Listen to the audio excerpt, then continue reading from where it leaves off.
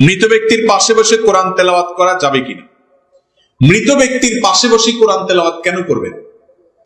কোরআন কি জীবিত মানুষের জন্য না মৃত মানুষের জন্য? তাহলে মৃত মানুষের পাশে কোরআন পড়লে কি লাভ হবে? কোরআন যে তেলাওয়াত করবে সে সওয়াব পাবে, যে শুনবে সেও সওয়াব পাবে, যে আমল করবে সেও সওয়াব পাবে। এখন মৃত ব্যক্তি না কোরআন পড়তে পারে, না শুনতে পারে, আর না সে আমল করতে পারে। মৃত ব্যক্তিকে আমরা যা বলবো তিনি সব অটোমেটিক শুনে যাবেন, এরকম কোন সিস্টেম নাই। ওমা আনতা বিমুসমিআন মান ফিল কুবুর।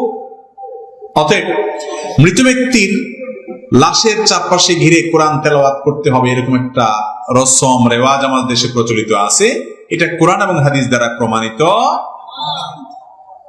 কোরআন যখন এই লোকটাকে শোনানো দরকার ছিল তখন এলাকার আলেমরা কোথায় ছিলেন?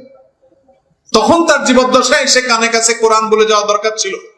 হয়তো অনেকে বলেছিল, কিন্তু মরে গেছে, শেষ। মান মাতা ফাকাদ কামাত কিয়ামাতুহু, তার এখন হিসাব শুরু হয়ে গেছে। এখন তারে কোরআন শোনানো যাবে না, আর কোনো লাভও। এটাকে কেন্দ্র করে হুজুর ডেকে আনে, তাদেরকে টাকা পয়সা দেয়, এগুলো সব নাজায়েজ কাজ, সবগুলো নাজায়েজ কাজ। এই কোরআন আপনার মুর্দার পাশে পড়ার জন্য টাকা দিয়ে লোক আনা, ভাড়া করে, এবং তাদেরকে দিয়ে কোরআন পড়ানো।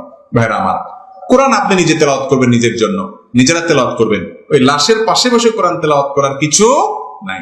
লাশের পাশে বসে কোরআন তেলাওয়াত করার কথা কোরআনে কোথাও নেই।